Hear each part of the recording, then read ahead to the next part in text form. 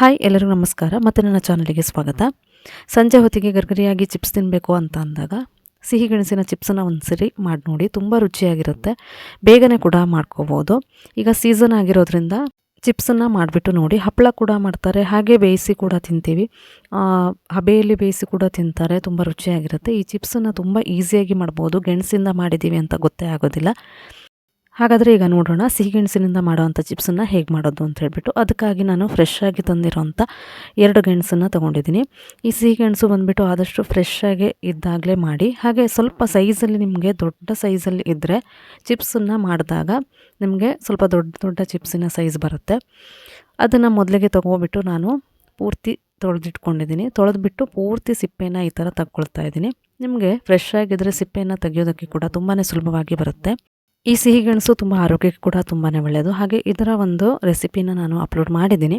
ನೋಡದೇ ಇರೋರು ಲಿಂಕನ್ನು ಡಿಸ್ಕ್ರಿಪ್ಷನಲ್ಲಿ ಬಿಡ್ತೀನಿ, ಚೆಕ್ ಮಾಡ್ಕೊಳ್ಳಿ. ಈಗ 2 ಗೆಣಸಿನ ಸಿಪ್ಪೆನ ತೆಗೆದಿಟ್ಕೊಂಡಿದ್ದೀನಿ. ನಾನು 2 ಮಾಡಿರೋದ್ರಿಂದ ಬೇಗನೆ ಮಾಡ್ಕೊಳ್ತೀನಿ. ಜಾಸ್ತಿ ಮಾಡಿದರೆ ನೀವು ನೀರಲ್ಲಿ ನೆನೆಸಿಟ್ಕೊಳ್ಳಿ.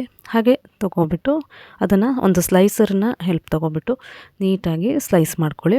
ಆದಷ್ಟು ಸ್ಲೈಸ್ ಮಾಡ್ಬೇಕಾದ್ರೆ ಸ್ವಲ್ಪ ಲೇಟ್ ಆಗುತ್ತೆ, ಬೇಗನೆ ಆಗೋದಿಲ್ಲ. ನೋಡಿ, ನಾನು ಕೆಳಗಡೆಯಿಂದ ಒಂದು ಶೇಪ್ ಬರುತ್ತೆ, ಫುಲ್ ಪ್ಲೇನ್ ಬರುತ್ತೆ. ಈ ಥರ ಮಾಡೋದ್ರಿಂದ ನಾನು ಪ್ಲೇನಾಗಿ ಮಾಡ್ತಾಯಿಲ್ಲ, ಸ್ವಲ್ಪ ಡಿಸೈನಾಗಿ ಬರುತ್ತೆ. ಈ ಕುರ್ಕುರೆ ಲೇಸ್ ಪ್ಯಾಕೆಟಲ್ಲಿ ಯಾವ ಥರ ಸ್ವಲ್ಪ ಶೇಪ್ ಬರುತ್ತಲ್ವ, ಸೊ ಆ ಥರ. ಮಕ್ಕಳಿಗೂ ಕೂಡ ಗೊತ್ತಾಗೋದಿಲ್ಲ, ಟೇಸ್ಟು ತುಂಬಾ ಚೆನ್ನಾಗಿರುತ್ತೆ, ಸ್ವೀಟಾಗಿ. ಹಾಗೆ ಸ್ವಲ್ಪ ಉಪ್ಪಿನ ನೀರನ್ನು ಹಾಕಿರೋದ್ರಿಂದ ಡಿಫ್ರೆಂಟ್ ಆಗಿರುತ್ತೆ. ಸೊ ಇದನ್ನು ಎಲ್ಲದೂ ಸ್ಲೈಸ್ ಮಾಡಿ ಈಗ ಇಟ್ಕೊಂಡಿದ್ದೀನಿ. ನೋಡಿ, ಈ ಥರ ಆಗಿದೆ.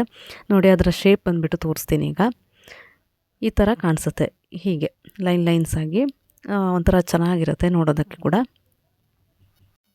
ಚಿಪ್ಸ್ ರುಚಿ ಚೆನ್ನಾಗಿ ಬರಬೇಕು ಸ್ವಲ್ಪ ಅಂತ ಹೇಳಿಬಿಟ್ಟು ಅದಕ್ಕೆ ಸ್ವಲ್ಪ ಉಪ್ಪು ನೀರನ್ನು ನಾನು ರೆಡಿ ಮಾಡ್ಕೊಳ್ತಾ ಇದ್ದೀನಿ. ಜಾಸ್ತಿ ಉಪ್ಪನ್ನು ಹಾಕೋಬೇಡಿ, ನೋಡ್ಕೊಬಿಟ್ಟು ನಿಮ್ಗೆ ಎಷ್ಟು ಬೇಕು ಅಂತ ನೋಡ್ಕೊಬಿಟ್ಟು ಹಾಕ್ಕೊಂಡು, ಹಾಗೆ ಒಂದು ಸ್ವಲ್ಪ ನೀರನ್ನು ಸೇರಿಸ್ಬಿಟ್ಟು ರೆಡಿ ಮಾಡಿ ಇಟ್ಕೊಳ್ಳಿ, ಉಪ್ಪು ನೀರನ್ನು.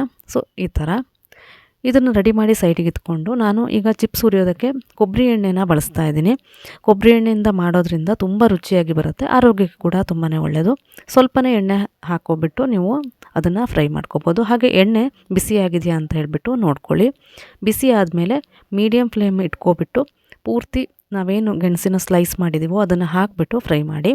ಸ್ವಲ್ಪ ಟೈಮ್ ಜಾಸ್ತಿ ಹಿಡಿಸತ್ತೆ, ಯಾಕಂದರೆ ಅದು ಗರಿಗರಿಯಾಗಿ ಬರಬೇಕು. ಜಾಸ್ತಿ ರೋಸ್ಟ್ ಮಾಡಿ ಫ್ರೈ ಮಾಡೋಕ್ಕೆ ಹೋಗಬೇಡಿ, ಅಂದರೆ ಆದಷ್ಟು ಬೇಗ ನಾವು ಬಿಸಿ ಎಣ್ಣೆ ಇರೋದ್ರಿಂದ ಬೇಗ ಫ್ರೈ ಆಗುತ್ತೆ, ಜಾಸ್ತಿ ಹೊತ್ತು ಅಂತ ಅನಿಸೋದಿಲ್ಲ. ಆದರೆ ಮೀಡಿಯಮ್ ಫ್ಲೇಮು, ಸಿಮ್ ಫ್ಲೇಮಲ್ಲೇ ಇಟ್ಕೊಂಡ್ಬಿಟ್ಟು ಇದನ್ನು ಫ್ರೈ ಮಾಡಿ, ತುಂಬ ರುಚಿಯಾಗಿ ಬರುತ್ತೆ. ಹಾಗೆ ಅಷ್ಟೇ ಕ್ರಿಸ್ಪಿಯಾಗಿ ಕೂಡ ಬರುತ್ತೆ. ನೋಡಿ, ಈ ಥರ ಮೊದಲಿಗೆ ಈ ಕಲರ್ ಬರುತ್ತೆ ಸ್ವಲ್ಪ. ಹಾಗೆ ಫ್ರೈ ಮಾಡ್ತಾ ಮಾಡ್ತಾ ಅದರ ಬಬಲ್ಸ್ ಎಲ್ಲ ಇರುತ್ತಲ್ವ, ಸೊ ಕಡಿಮೆ ಆದಾಗ ಆ ಟೈಮಲ್ಲಿ ನಾವು ಇದಕ್ಕೆ ಈಗಾಗಲೇ ನಾವು ಮಾಡಿಟ್ಕೊಂಡಿರೋಂಥ ಉಪ್ಪು ನೀರು ಏನಿದೆ ಅದನ್ನು ಸೇರಿಸ್ಬೇಕಾಗತ್ತೆ. ಆದಷ್ಟು ಸ್ವಲ್ಪ ಜಾಗ್ರತೆಯಿಂದ ಹಾಕಿ ಸಣ್ಣ ಗ್ಯಾಸ್ ಫ್ಲೇಮೇ ಇಟ್ಕೊಳ್ಳಿ, ಯಾಕಂದರೆ ಎಣ್ಣೆ ಕಾದಿರುತ್ತಲ್ವ, ಸ್ವಲ್ಪ ಸಿಡಿಯೋ ಅಂಥ ಚಾನ್ಸಸ್ ಇರುತ್ತೆ. ಜಾಗ್ರತೆಯಾಗಿ ಮಾಡಿಬಿಟ್ಟು ಅದನ್ನು ಹಾಗೆ ತೆಗೆದ್ಬಿಡಿ, ಜಾಸ್ತಿ ಫ್ರೈ ಆಗೋಬೇಕು ಅಂತ ಇಲ್ಲ. ನಂತರ ನೀವು ಬೇಕಾದರೆ ಇದೇ ಬಿಸಿ ಬಿಸಿ ಇರುತ್ತಲ್ವ, ಆ ಟೈಮಲ್ಲಿ ನೀವು ಪೆಪ್ಪರ್ ಪೌಡ್ರ್ ಅಥವಾ ಮೆಣಸಿನ ಪುಡಿನ ಸೇರಿಸಿದ್ರೆ, ನಿಮಗೆ ಖಾರ ಬೇಕು ಅಂತಂದರೆ ಮಾತ್ರ ಅದನ್ನು ಹಾಕ್ಕೊಳ್ಳಿ. ಇಲ್ಲ ಅಂತಂದರೆ ಹೀಗೆ ಕೂಡ ತುಂಬ ರುಚಿಯಾಗಿರುತ್ತೆ, ಸ್ವೀಟಾಗಿ. ಹಾಗೆ ಗರ್ಗರಿಯಾಗಿ ಬಂದಿರುತ್ತಲ್ವ, ತುಂಬ ಟೇಸ್ಟಾಗಿರುತ್ತೆ. ಮತ್ತು ಅದನ್ನು ಸ್ವಲ್ಪ ತಣ್ಣಗಾದ ತಕ್ಷಣ ನೀವು ಏರ್ಟೈಟ್ ಬಾಕ್ಸಲ್ಲಿ ಹಾಕಿಟ್ರೆ 15 ದಿನ ಹಾಗೆ ಫ್ರೆಶ್ ಆಗಿ ಗರ್ಗರಿಯಾಗಿ ಇರುತ್ತೆ. ಸಿಹಿ ಗೆಣಸಿನ ಚಿಪ್ಸನ್ನು ಮಾಡುವಾಗ ದೊಡ್ಡ ದೊಡ್ಡ ಸೈಜಿನ ಗೆಣಸನ್ನು ಸೆಲೆಕ್ಟ್ ಮಾಡ್ಕೊಳ್ಳಿ. ಹಾಗೆ ಫ್ರೆಶ್ ಆಗಿರುವಾಗಲೇ ಮಾಡ್ಕೊಳ್ಳಿ. ನಂತರ ನಿಮಗೇನು ಸ್ವಲ್ಪ ಟೇಸ್ಟ್ ಡಿಫ್ರೆಂಟಾಗಿ ಬರಬೇಕು ಅಂತಂದರೆ ಸ್ವಲ್ಪ ಪೆಪ್ಪರ್ ಪೌಡ್ರು, ಚಾಟ್ ಮಸಾಲ ಕೂಡ ಸೇರಿಸ್ಕೋಬೋದು. ಹಾಗೆ ಇದನ್ನು ಆದಷ್ಟು ಏರ್ಟೈಟ್ ಬಾಕ್ಸಲ್ಲೇ ಎತ್ತಿಟ್ಕೊಳ್ಳಿ, ತುಂಬ ಚೆನ್ನಾಗಿರುತ್ತೆ, ಗರ್ಗರಿಯಾಗಿ ಕೂಡ ಇರುತ್ತೆ. ನಾನು ಮಾಡಿರೋಂಥ ಈ ರೆಸಿಪಿ ನಿಮ್ಗೆ ಇಷ್ಟ ಆಗಿದೆ ಅಂತ ಅಂದ್ಕೊಳ್ತಾ ಇದ್ದೀನಿ. ಇಷ್ಟ ಆದರೆ ಒಂದು ಲೈಕ್, ಶೇರ್ ಮಾಡೋದನ್ನು ಮರಿಬೇಡಿ. ಹಾಗೆ ಹೊಸ ವ್ಯೂವರ್ಸ್ ನನ್ನ ಚಾನಲ್ನ ಸಬ್ಸ್ಕ್ರೈಬ್ ಮಾಡಿ. ಮತ್ತೆ ಮತ್ತೊಂದು ಹೊಸ ರೆಸಿಪಿಯೊಂದಿಗೆ ಮತ್ತೆ ನಿಮ್ಮನ್ನು ಭೇಟಿಯಾಗ್ತೀನಿ. ಅಲ್ಲಿವರೆಗೂ ನಮಸ್ಕಾರ.